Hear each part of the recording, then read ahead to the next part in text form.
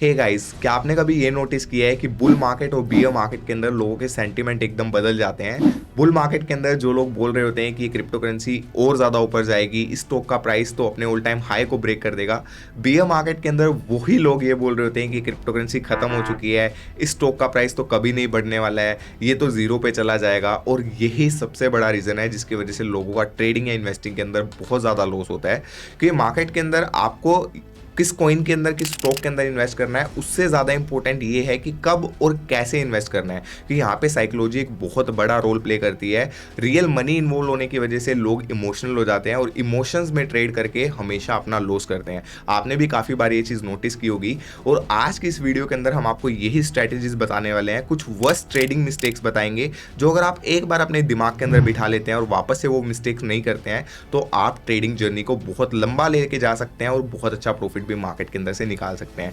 So without wasting any more time, let's begin and make sure इस video को and तक पूरा सुनिएगा एंड साथ ही साथ अपने पॉइंट नोट डाउन कीजिएगा। अपने ट्रेडिंग जर्नल पे आप बना सकते हैं, लिख सकते हैं वहां पे, ताकि आपके दिमाग में रहे और आप बार बार सेम मिस्टेक्स फॉलो ना करें। So let's begin.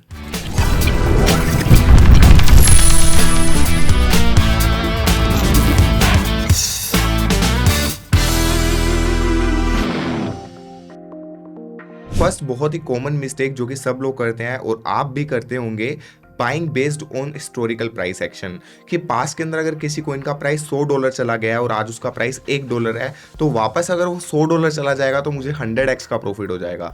बट अगर हम 2017 के बुल रन की बात करें, उसके अंदर जो टॉप 10 के अंदर कॉइन्स थे like Neo, NEM, IOTA, Bitcoin Cash, ये सब टॉप 10 क्रिप्टो करेंसी के अंदर आते थे। बट आज वो टॉप 50 के अंदर भी नहीं है, टॉप 100 के अंदर भी कुछ कॉइन्स तो नहीं है। तो आज जिन आप क्रिप्टो करेंसीज को टॉप 10 में देख रहे हैं, वो हो सकता है आने वाले 5 साल के बाद टॉप 100 के अंदर भी ना मिले। तो आपको कभी भी इस बेस पे स्पेकुलेशन नहीं करनी है या इस बेस पे आपकी इन्वेस्टमेंट नहीं करनी है कि इसका प्राइस पास्ट के अंदर तो इतना था एंड अब अगर वापस उसी रेंज के ऊपर चला जाता है तो मुझे इतना प्रॉफिट हो जाएगा। ये सबसे बड़ी ट्रेडिंग मिस्टेक है, क्योंकि काफ़ी लोग इसी बेसिस पे स्पेकुलेशन करके ट्रेडिंग करते हैं क्योंकि उनको बाकी चीज़ें समझ में नहीं आती है।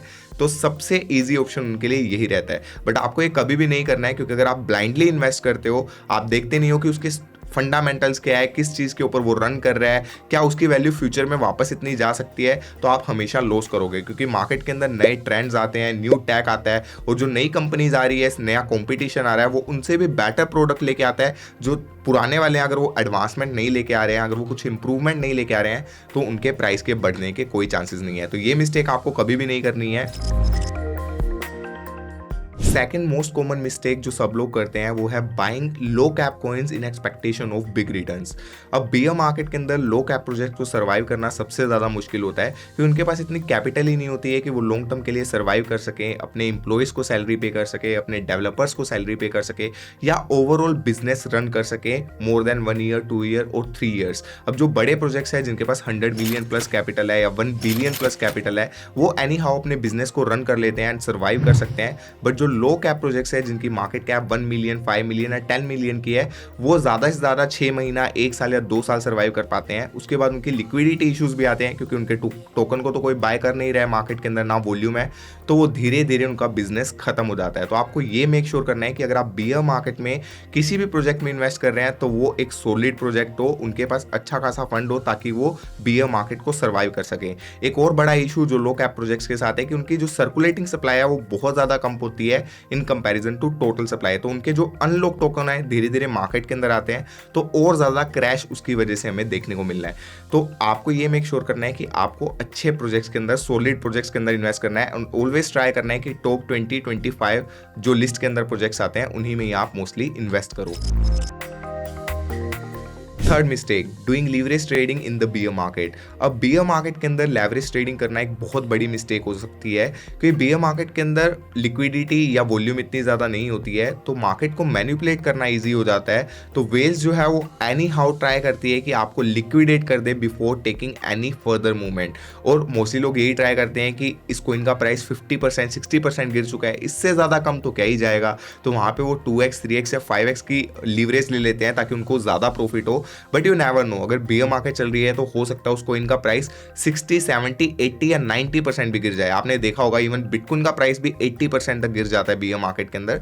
तो वहां पे ये डिपेंड नहीं करता है कि आपका प्रोजेक्ट अच्छा है या बुरा है। अगर आपका एक बार लिक्विडेशन पॉइंट पहुंच गया तो आपका पैसा जीरो हो जाएगा, और यहाँ पे आप जब मार्केट वापस रिकवर करेगी वो एनी हाउ आपका प्रोजेक्ट रिकवर तो कर जाएगा, बट आपके स्पोर्ट के अंदर नहीं था तो आपका पैसा जीरो हो गया। अगर आप स्पोर्ट के अंदर बाय करते तो एटलीस्ट वो 1-2 साल के बाद रिकवर करके आपका पैसा वापस आपको प्रॉफिट दे सकता था। सो इसलिए अवॉइड कीजिए बियर मार्केट के अंदर फ्यूचर ट्रेडिंग करना।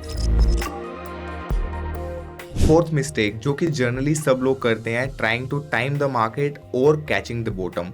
आप कभी भी मार्केट के अंदर बॉटम को कैच नहीं कर सकते हो। आपको नहीं पता है कि कहाँ से प्राइस ऊपर उठने वाला है। आप सोचते हो कि 50-60% ऑलरेडी गिर चुका है, अब तो बॉटम आने वाला होगा, यहाँ पे मैं बाय कर लेता हूँ, और आप एक साथ अपना पूरा पैसा लगा देते हो। एंड उसके बाद देखते हो कि अगले 1 महीने के बाद मार्केट जो है 50% और गिर चुकी है, क्योंकि बियर मार्केट ऐसी ही होती है। वहाँ पे प्राइस कॉन्टिन्यूसली डाउन जाता है, और जब आप लीस्ट एक्सपेक्ट करते हो, जब आपको लगता है कि हाँ अब तो मार्केट खत्म हो चुकी है, यहां से तो प्राइस बढ़ ही नहीं सकते हैं, देन वहां पे बॉटम आता है और वहां से मार्केट ऊपर जाना स्टार्ट करती है। तो आप कभी भी ये ट्राई मत करो कि आपको बॉटम पकड़ना है या एकदम बॉटम के ऊपर आपको क्रिप्टो करेंसी या कोई भी स्टॉक को बाय करना है। आप हमेशा DCA या SIP जैसी स्ट्रेटेजीज का यूज करो, जहां पे आपको लगने लग जाए कि हाँ मार्केट बहुत ज्यादा गिर चुकी है और ये एक अच्छा एंट्री पॉइंट हो सकता है मेरी मार्केट के लिए, वहां से आप अपना DCA चालू कर सकते हैं। बट हमेशा मार्केट के सेंटीमेंट को समझें, देखें कि मार्केट साइकिल किस तरीके से वर्क कर रहा है, और कभी भी अपना पैसा एक साथ मत डालें और बॉटम को कैच करने की ट्राई मत करें। Fifth and worst trading mistake, selling your quality projects because of panic. अब मैंने बहुत दिग्गज लोगों को देखा है जो कि अपने आप को इन्वेस्टिंग या ट्रेडिंग का गुरु मानते हैं, बट वो भी बियर मार्केट के अंदर इतना फ्रस्ट्रेट हो जाते हैं, इतना पैनिक में आ जाते हैं कि वो अपने क्वालिटी प्रोजेक्ट्स को सेल कर देते हैं। बट आप एक चीज़ ध्यान रखो, चाहे कितना भी अच्छा प्रोजेक्ट है, बियर मार्केट के अंदर वो नीचे जाता ही जाता है। अगर हम बिटकॉइन की बात करें तो 2017 के बुल रन के अंदर वो $20,000 तक गया था, लेकिन 2018 के अंदर 19 के अंदर उसका प्राइस $3,000 तक आ गया था। बट जिन लोगों ने $15,000 $20,000 पे बाय किया, उन्होंने $3,000 $5,000 $6,000 पे पैनिक करके सेल कर दिया, एंड उनका सबसे बड़ा लॉस हुआ। तो आपको क्या चीज़ ध्यान में रखनी है, अगर आप किसी भी प्रोजेक्ट के अंदर इन्वेस्टमेंट कर रहे हैं तो आपको ये ध्यान में रखना है कि आपने किस वजह से उस प्रोजेक्ट के अंदर इन्वेस्टमेंट की थी। आपने अगर बिटकॉइन में इन्वेस्टमेंट किया है तो आपने किस वजह से किया है, क्योंकि बियर मार्केट के अंदर उसके फंडामेंटल्स चेंज नहीं हो रहे हैं, बिटकॉइन तो सेम ही रहेगा। बियर मार्केट इसीलिए आती है ताकि जो पैनिक करने वाले लोग हैं या सॉफ्ट हार्टेड लोग हैं वो मार्केट से निकल जाए। वेल्स मैनिपुलेशन करती है ताकि आप अपनी क्रिप्टो करेंसीज को लो प्राइसेस के ऊपर सेल कर दें, एंड वेल्स जो है वो ज़्यादा से ज़्यादा पैसा मार्केट से निकाल सकें। क्योंकि बुल मार्केट के अंदर हमेशा फोमो होता है, वही इमोशनल गेम है। जब मार्केट के प्राइसेस ऊपर जा रहे होते हैं तो लोग सोचते हैं और ज़्यादा ऊपर जाएगा, और ज़्यादा ऊपर जाएगा, तो फोमो के अंदर बहुत हाई प्राइस के ऊपर बाय कर लेते हैं। और बियर मार्केट के अंदर जब एक्चुअल वैल्यू जो है उसकी उससे भी कम प्राइस चल रहा होता है जितनी उसकी वैल्यू होनी चाहिए, लोग उस पर भी अपनी क्रिप्टो करेंसी को बाय करने की जगह वहां पे सेल कर देते हैं because of panic and fear. लेकिन आपको ये मिस्टेक नहीं करनी है।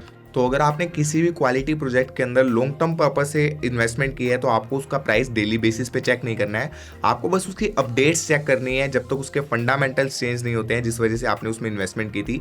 अगर वो सही से चल रहा है, कंपनी सही से वर्क कर रही है, रेगुलर अपडेट्स आ रहे हैं, तब तक आपको उसमें इन्वेस्टमेंट बनाए रखनी है। क्योंकि बियर मार्केट के अंदर क्या होता है, बहुत अच्छी अच्छी न्यूज़ आती है, डेवलपमेंट चल रही होती है प्रोजेक्ट्स के अंदर, बट उसका कोई इफेक्ट नहीं पड़ता है क्योंकि मार्केट के अंदर वॉल्यूम ही नहीं है, लोगों के पास पैसा ही नहीं है, लोग ऑलरेडी पैसा खत्म कर चुके हैं।